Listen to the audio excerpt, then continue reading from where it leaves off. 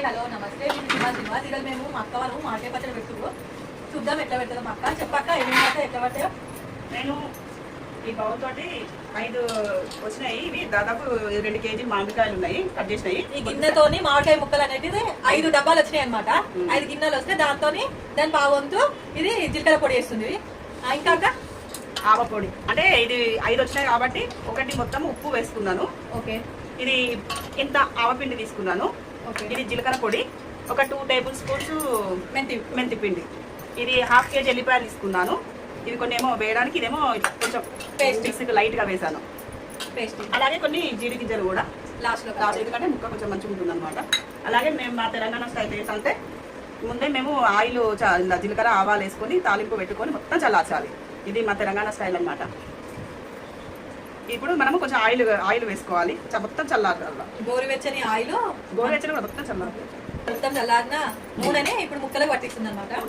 ఎందుకంటే నూనె ముక్కలకు పడితే ముక్క కొంచెము మంచిగా ఉంటుంది అనమాట. పీల్చుకొని ముక్క అనేది మంచిగా సాఫ్ట్ గట్టిగా ఉంటుంది అనమాట.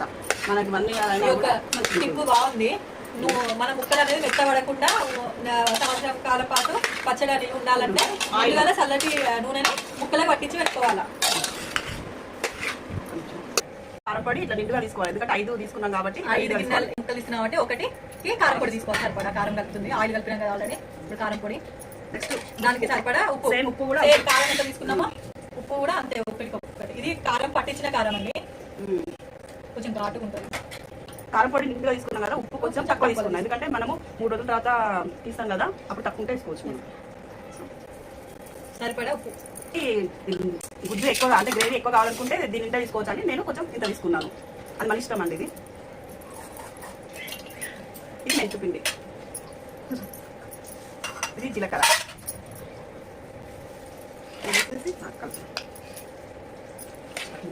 ఇప్పుడు ఓన్లీ వెల్లుల్లి పేస్ట్